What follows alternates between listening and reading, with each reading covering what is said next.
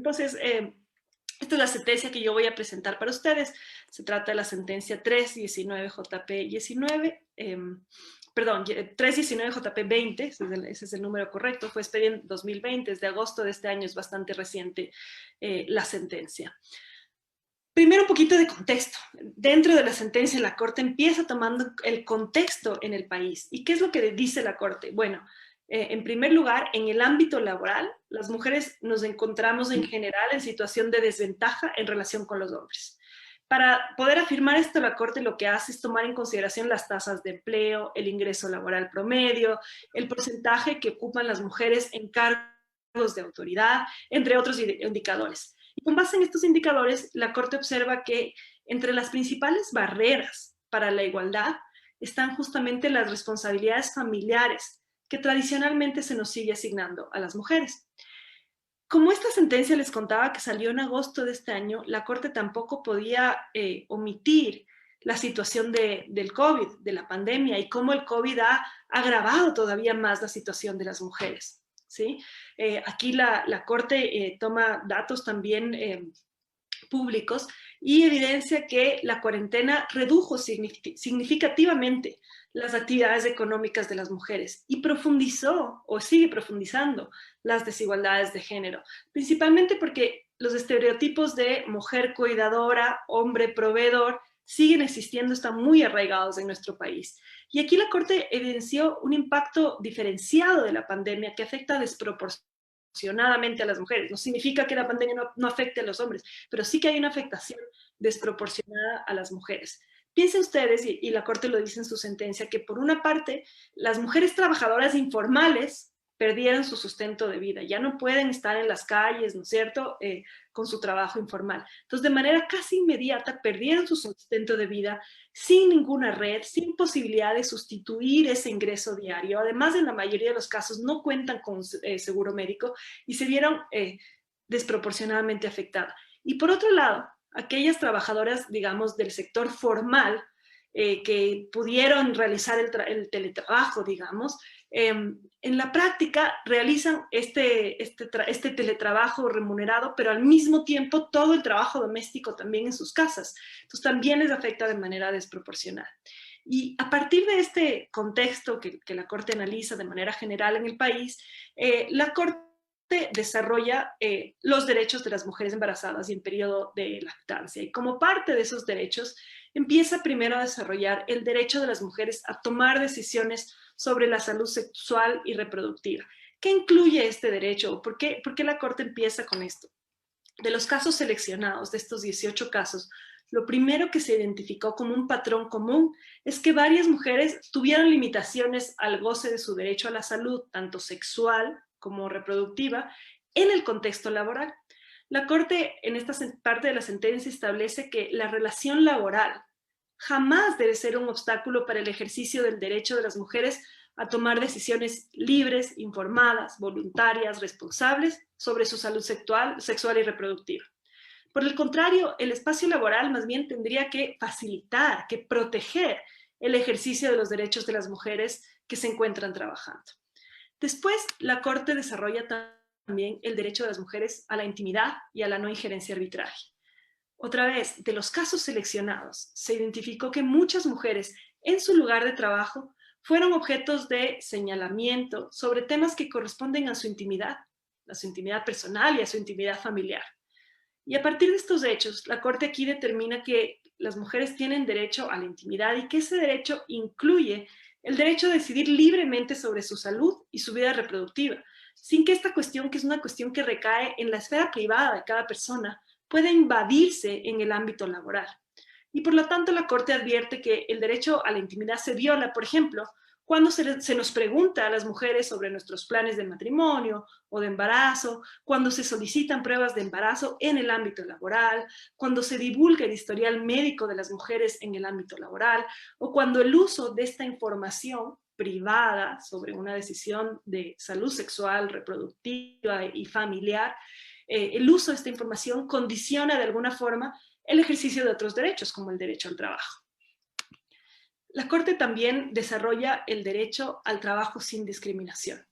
Nuevamente, de la revisión de estos 18 casos seleccionados, se identificaron ciertos momentos en los que este derecho se ve vulnerado. Por ponerles un ejemplo, cuando las mujeres dan a conocer su embarazo e inmediatamente son desvinculadas de su trabajo, o cuando se modifica su situación laboral durante su licencia de maternidad, que eso también vimos en los casos que pasaba mucho. Las mujeres salían en licencia de maternidad y cuando regresaban les habían cambiado las condiciones, las ponían en una congeladora, pues ya no podían ellas tener la confianza que necesitamos tener las mujeres, de que si salimos en licencia de maternidad, pues tenemos que tener la confianza de que vamos a poder regresar a nuestro trabajo y vamos a estar al menos en las mismas condiciones que antes. De ahí que la Corte Constitucional determinó que toda terminación de una relación laboral de una mujer embarazada o que está en licencia de maternidad o que está en periodo de lactancia se debe presumir discriminatoria, al menos que la entidad responsable demuestre lo contrario, pero en principio hay esta sospecha de que se trata de una discriminación por su condición de embarazo que tendrá que ser desvirtuada pues por la entidad responsable.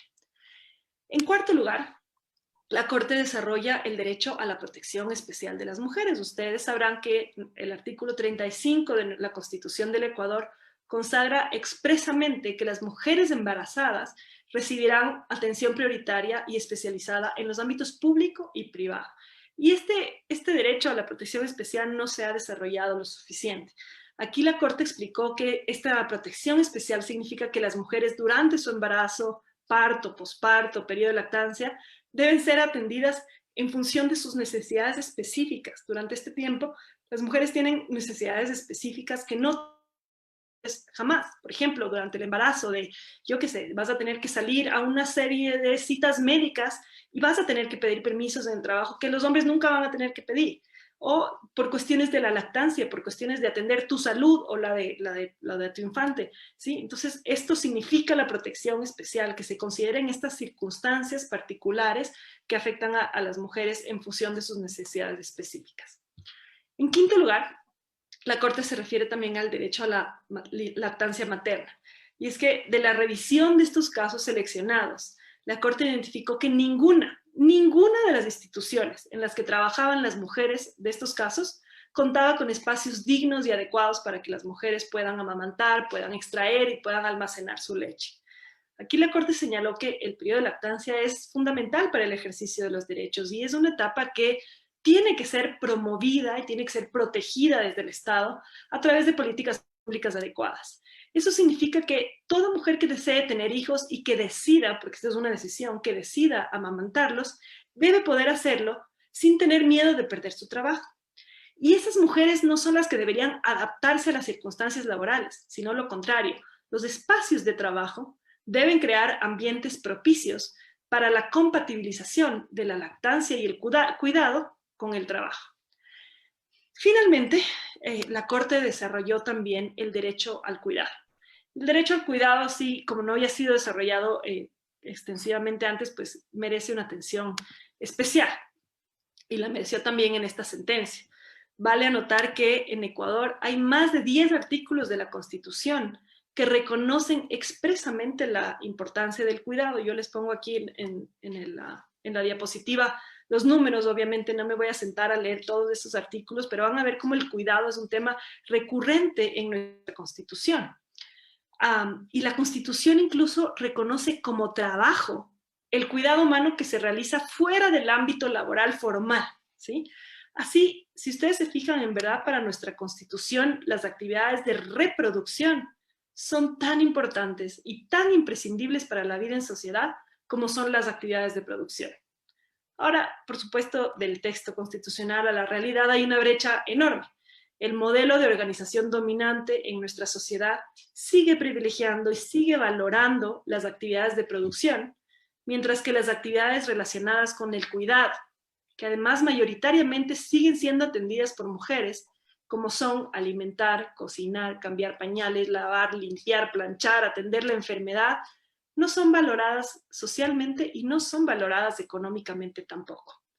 De ahí que el derecho al cuidado, entendido como el derecho a cuidar, a ser cuidado y a cuidarse, debe necesariamente incluir el derecho al cuidado de las mujeres embarazadas y en periodo de lactancia en contexto laboral. Pero aquí también quiero ser clara. Para la Corte, el reconocimiento de las mujeres embarazadas como titulares del derecho al cuidado no debe entenderse como una forma de disminución de su autonomía, disminución de su capacidad, sino simplemente como una forma de protección especial. Por eso la Corte desarrolla el contenido del derecho al cuidado de manera muy extensa y detallada. Como les digo, es imposible de compartir todo ese detalle aquí, pero de manera ejemplificativa. Quisiera decirles lo que la Corte establece que implica el derecho al cuidado. Primero, la Corte dice que el derecho al cuidado durante el embarazo implica la obligación de permitir el acceso a todo servicio de salud que sea necesario para las mujeres embarazadas. Después, durante el parto y el puerperio, implica la obligación de garantizar un periodo de descanso remunerado, lo que conocemos como la licencia, ¿no es cierto? La licencia de maternidad.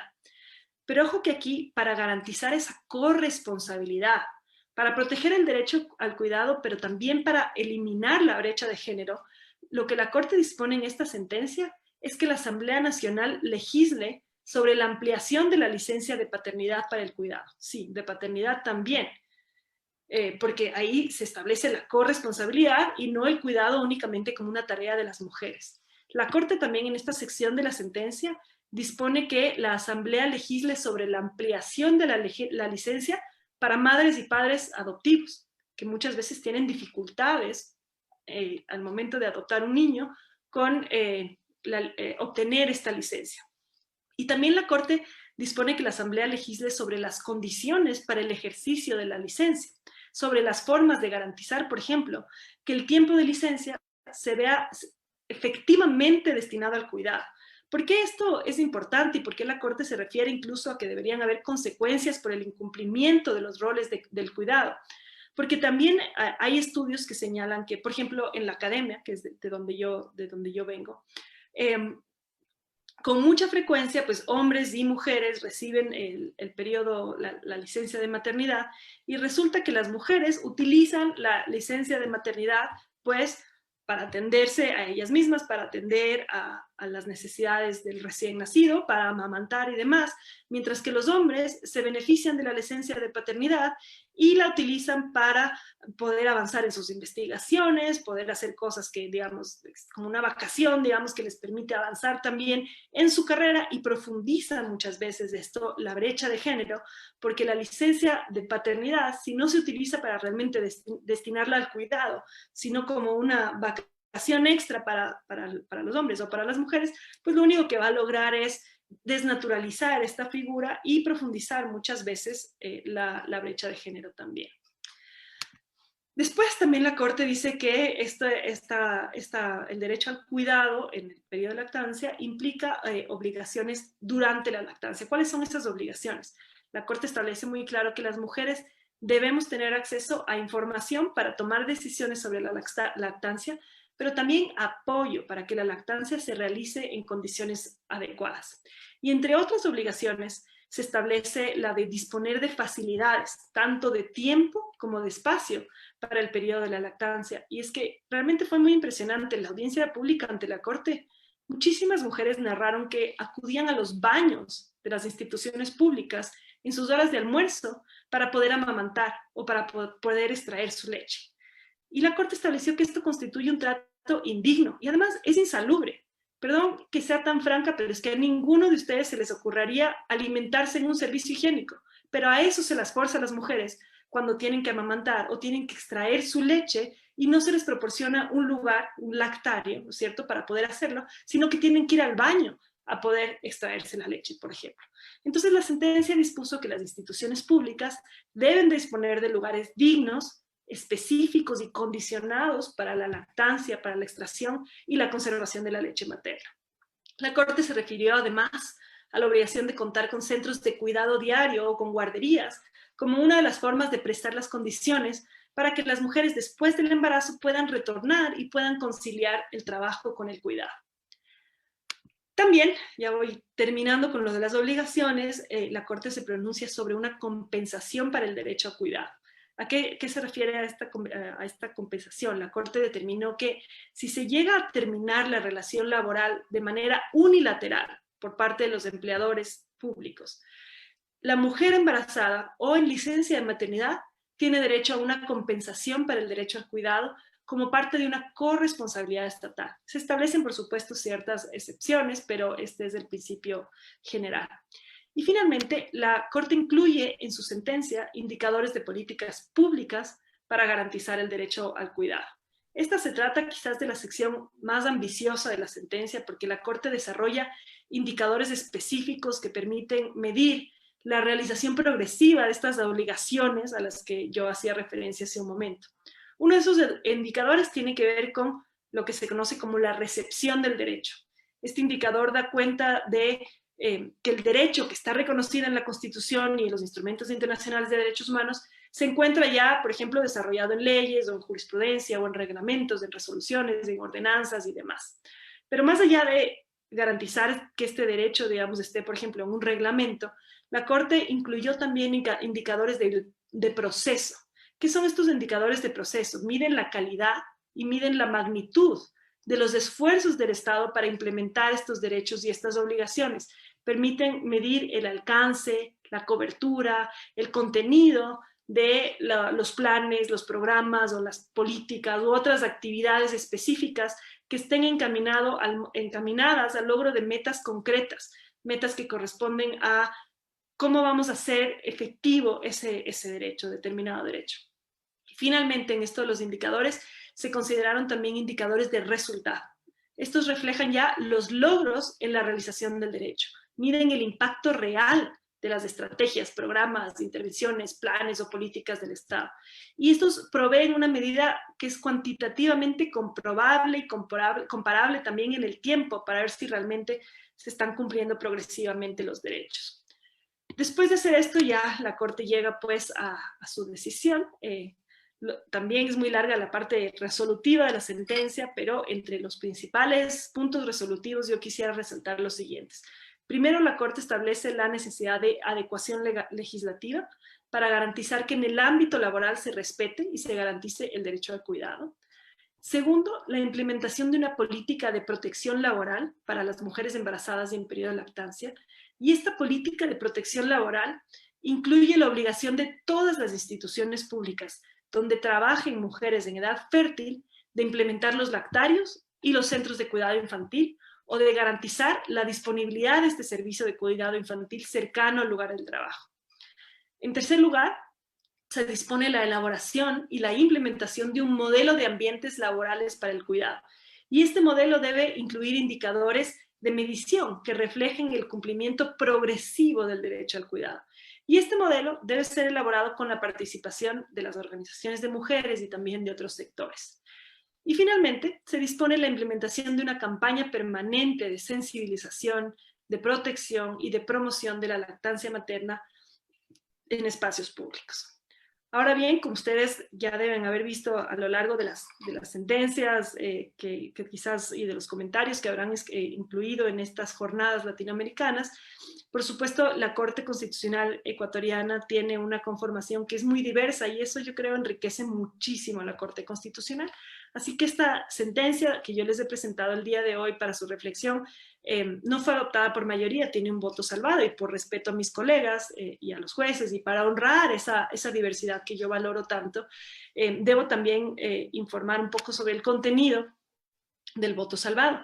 El voto salvado de la jueza Corral y del juez Herrería se fundamenta, entre otros, primero en la arbitrariedad que a su juicio se genera cuando un empleador debe disponer el pago de indemnizaciones de un embarazo que no conocía. En segundo lugar, también los jueces Corral y Herrería señalan que existen muchísimos obstáculos que esta sentencia va a generar al momento de desvincular a servidoras que incurran en causales de destitución si es que se encuentran embarazadas. En tercer lugar, los jueces Herrería y Corral señalan que esta creación de la compensación para el derecho al cuidado no tomó en cuenta el presupuesto general del Estado. Y finalmente se refirieron también los jueces a lo que denominaron una desnaturalización de la figura de la reparación integral. Yo les cuento esto para que ustedes también tengan la otra versión y pues puedan formarse su propio criterio. Y después de haberles contado un poco de la sentencia, yo quisiera simplemente realizar un comentario personal. Y de hecho creo que voy a dejar de compartir para ahora sí ya hacer el comentario personal. Yo además de jueza tengo el privilegio de ser madre.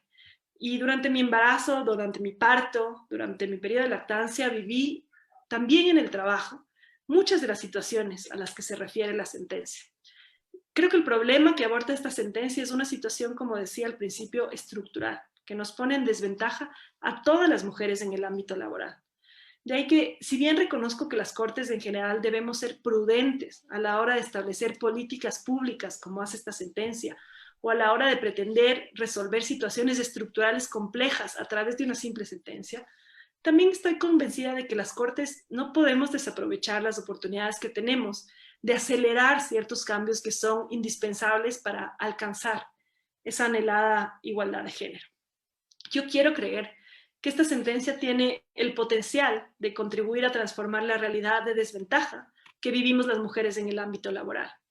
Estoy consciente de que falta mucho para que los hombres nos vean y para que nos traten como iguales, tanto en el ámbito doméstico como en el ámbito laboral, pero tengo la esperanza de que con una adecuada implementación de estas sentencias se propiciarán cambios concretos, cambios medibles en el sector laboral público al menos, que permitirán que las mujeres podamos ejercer nuestros derechos en pie de igualdad con los hombres. Lo único que nos diferencia, al menos en el trabajo, a las mujeres y a los hombres es la posibilidad de embarazarnos que tenemos las mujeres. Y justamente si atendemos entonces a esta situación de desventaja en la que nos pone la situación de embarazos, podría ser que las mujeres estemos ya en situación de igualdad. Hoy por hoy es claro que la proporción de mujeres trabajando ha cambiado.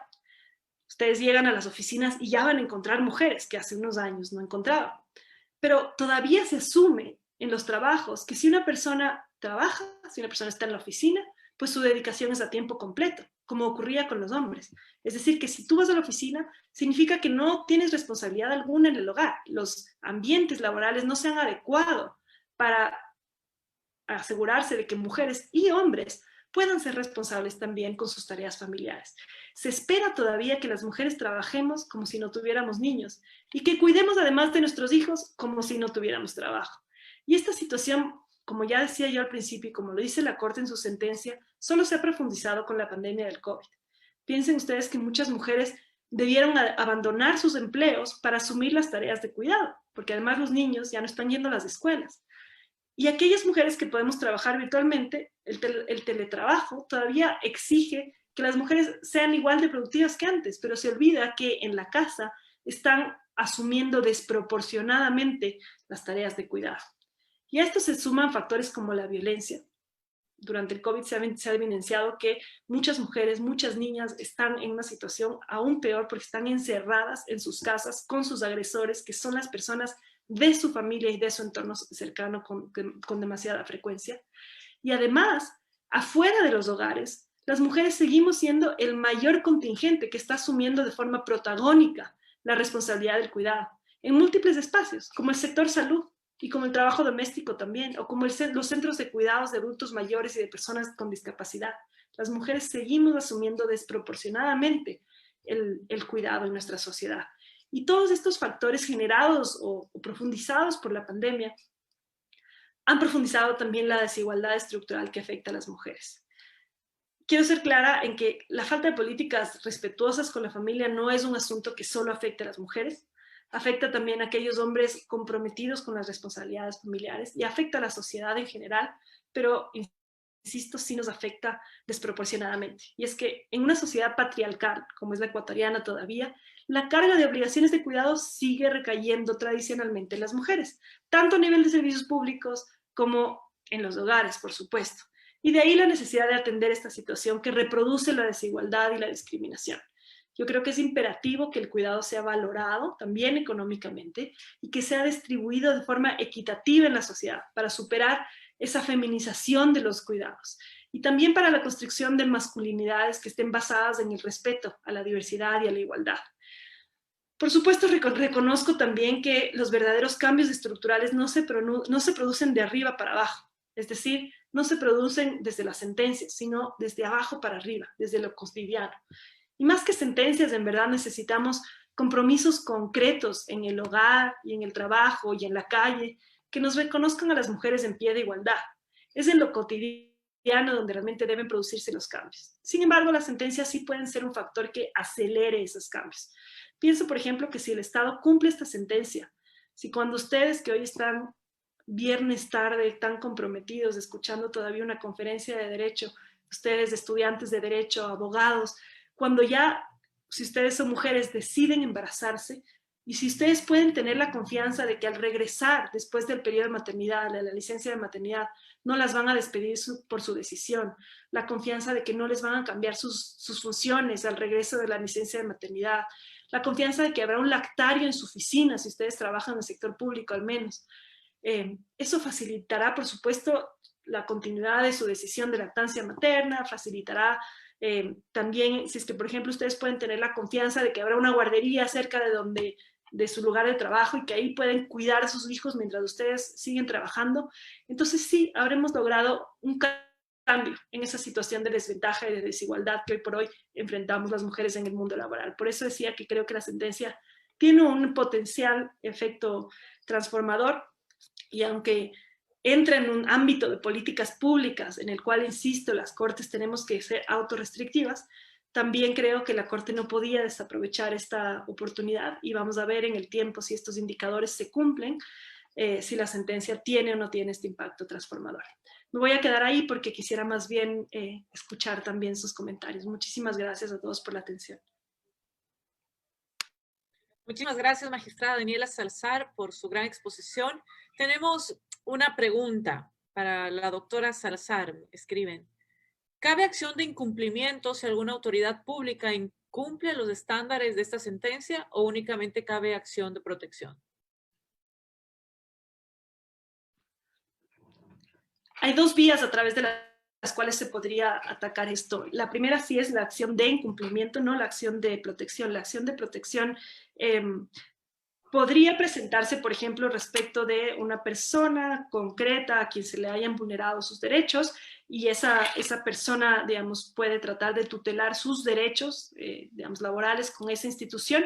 Entonces, para proteger a esa persona específica, sí que se podría presentar una acción de protección, aunque obviamente también hay que considerar que está la vía ordinaria laboral. No todos los casos deben tener una esfera constitucional de protección. Podría ser la vía ordinaria laboral, podría ser la acción de protección para protegerle a esa persona específica. Pero si hay un incumplimiento, digamos, más manifiesto, o que no necesariamente tenga víctimas concretas, por ejemplo, si transcurrido el tiempo la asamblea no legisla, si transcurrido el tiempo no se ve esfuerzo alguno de las instituciones públicas de empezar a implementar los lactarios. Ojo que la sentencia no dice que lo tienen que hacer de un día para el otro, tiene estos indicadores de progreso para que progresivamente se avance hasta allá. Pero si transcurrido el tiempo, pues no hay una voluntad de cumplir y no hay, por ejemplo, los lactarios y demás, sí que cabría la acción de incumplimiento, porque ahí no es necesario demostrar, digamos, que hay una víctima concreta, sino que, digamos, incluso una persona que diga: yo no estoy ni siquiera embarazada, pero quisiera embarazarme, y no hay un lactario aquí, habiendo transcurrido, no sé, 3 años después de la sentencia, podría presentar una acción de incumplimiento. Pero hay otra vía que es incluso más expedita, y es que la Corte Constitucional tiene la facultad de dar seguimiento a sus propias sentencias si es que se incumplen. Es decir, uno puede presentar un escrito a la Corte Constitucional solicitando que se abra una fase que se llama de verificación del cumplimiento de sus propias sentencias, y a través de esta fase lo que hace la Corte puede, por ejemplo, emitir autos solicitando información a las entidades para definir si es que se ha cumplido o no.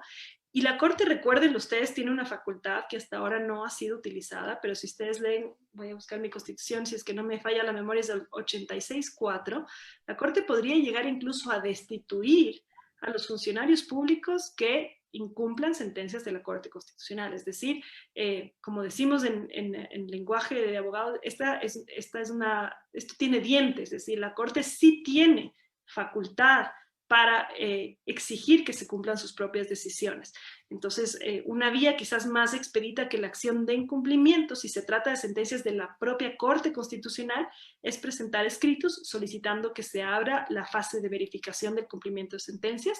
La Corte, como les decía, puede emitir autos, puede incluso convocar audiencias, se convocan audiencias de pleno de la Corte Constitucional para verificar si es que se ha cumplido o no su decisión, y si hubiera un incumplimiento manifiesto, demostrado y demás, incluso la Corte puede adoptar sanciones y destituir a funcionarios que incumplan abiertamente las decisiones de la Corte Constitucional. Muchas gracias, magistrada. Tenemos otra pregunta. ¿Cuál es su evaluación sobre los derechos de las trabajadoras del hogar en Ecuador? Voy a tratar de responder, por supuesto, sin adelantar criterio demasiado, pero sí que la situación de las trabajadoras del hogar sigue siendo absolutamente precaria. Empezando por el nombre, fíjense que hablamos de trabajadoras del hogar y por lo general son mujeres. Nuevamente se evidencia que son mujeres quienes desproporcionadamente asumen tareas de cuidado. Y aunque se ha avanzado en la legislación para protegerlas laboralmente, al igual que se protegen otros trabajos, sigue siendo casi que un trabajo, digámoslo así, de segunda clase, es decir, no tienen las mismas protecciones que se tiene en otros ámbitos laborales. Y además muchas veces es muy difícil verificar las verdaderas condiciones en las que trabajan muchas trabajadoras del hogar, y por su situación de dependencia económica tampoco tienen necesariamente los medios para denunciar las situaciones de abuso, tanto de sus derechos laborales como otras formas de abuso que sufren al interior de los hogares. Entonces sí que es una situación muy precaria. Se ha avanzado, por ejemplo, en el tema de seguridad social, que antes, por ejemplo, ni siquiera a las trabajadoras del hogar ni siquiera les daban la seguridad social. Se ha avanzado muchísimo en esa legislación, pero todavía falta un larguísimo camino por recorrer para que este trabajo sea realmente valorado económicamente, socialmente, y que tenga las mismas protecciones que tienen cualquier otro trabajo. Marjorie está sin audio. Disculpe, muchas gracias. Tenemos otra pregunta. ¿Podría, por favor, referirse al rol legislativo de la Corte en casos como el referido en su ponencia y los límites del mismo en relación con el rol interpretativo? Bien, por supuesto, la Corte en este caso no legisló, pero sí que le pidió no le pidió porque la Corte no pide, la Corte dispuso que la Asamblea legisle sobre este tema. Ahora, ¿qué pasa si se incumple por parte de la Asamblea? Si es que se incumple por parte de la Asamblea, la Corte tiene la facultad eventualmente, por ejemplo, que transcurra un año, si es que la Asamblea no ha cumplido con su obligación de legislar, la Corte puede, al momento de determinar ese incumplimiento, asumir ella transitoriamente esta facultad de legislar, digamos, temporalmente, hasta que la Asamblea cumpla con su obligación. Pero lo ideal, obviamente, no es esto. Lo ideal es que la Asamblea cumpla con esta obligación, se ha dispuesto que debe legislar sobre esta materia. También pasa muchas veces que, por ejemplo, la Corte emite una sentencia en donde dice la Asamblea debe legislar, y esto se envía a la Asamblea, obviamente se notifica, pero no hay quien se apersonifique de estos temas de la Asamblea. Y claro, cómo funciona esto es que se necesita, por ejemplo, un asambleísta que tenga el proyecto, que lo lleve, que lo impulse, y no hay quien se apersonifique.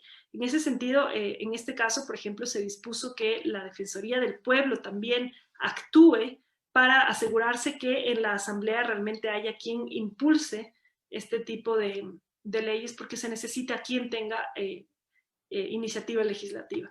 Entonces, la legislación la tiene que hacer la Asamblea, es el órgano soberano, es el órgano popular, el que representa al pueblo, y la Corte tiene que ser deferente, además, de esas leyes que se aprueban por parte de la Asamblea, y tiene que respetar un margen, ¿no es cierto?, que deben tener los legisladores, y limitarse únicamente a verificar en cualquier caso si es que hubiera una inconstitucionalidad, pero no meterse a temas ya de desarrollo legislativo ordinario. Pero si la Asamblea incumple su obligación, la Corte puede transitoriamente asumir esta facultad de la Asamblea. Ojalá eso no ocurra, ojalá haya la voluntad de asambleístas también de cumplir con esta sentencia de la Corte Constitucional.